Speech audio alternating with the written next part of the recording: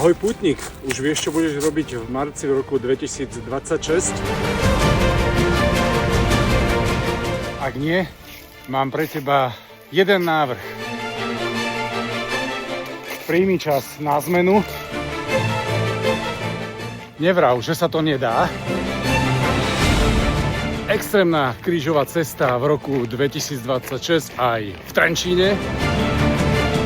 Trasa dlhá, takmer 38 km. Nastúpaných 800 výškových metrov. Celé to začne svetou omšou vo farskom kostole Narodenia Panny Márie. Na trase bude 14 zastavení, ktoré si začneme postupne predstavovať. Takže vidíme sa čoskoro. Ahoj!